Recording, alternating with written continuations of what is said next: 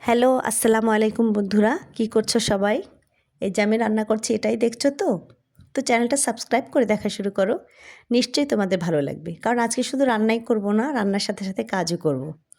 আজকে রান্না করতে এসেছি ডিম ভুনা করব। এই যে ৪ টা ডিম নিয়ে নিয়েছি আমরা ৪ জন মানুষ।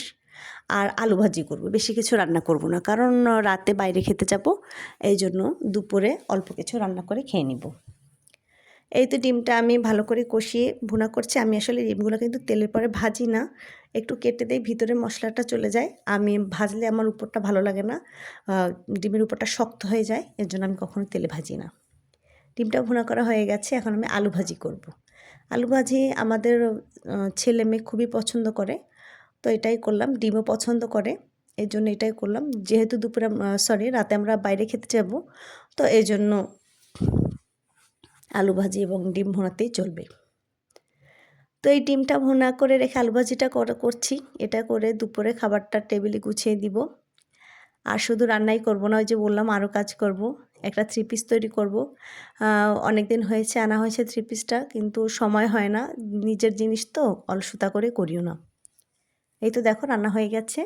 আমি একটু আচার রেখেছি টেবিলে, ডিম এবং ভাত রান্না তো করেই রেখেছিলাম এবং আলু ভাজি করে রেখেছি।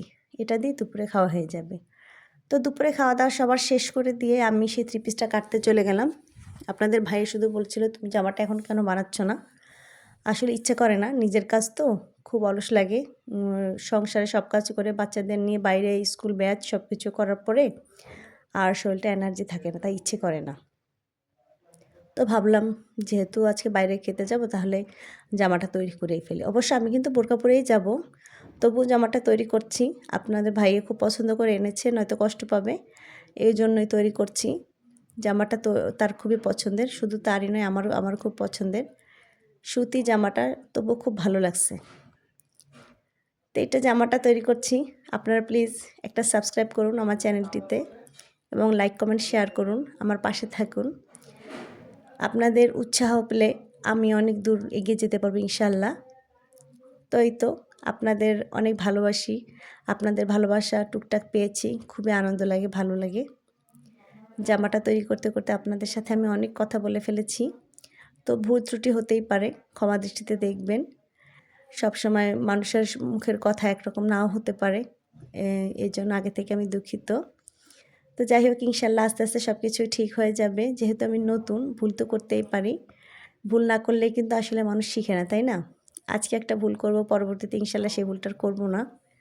এভাবেই তো মানুষ শিখি। শেখার তো কোনো বয়স নেই। যে আপনি যে কাজটাই নতুন শুরু করবেন না কেন, কিছু না কিছু ভুল হতে পারে। এটা কোনো ব্যাপার না, ভুল হতেই পারে। তো যাই হোক আমি আমার নিজের কাজগুলো নিজে করতে পছন্দ করি। এই যে দেখুন আমার জামাটা তৈরি হয়ে গেছে। কেমন লাগছে বলুন তো?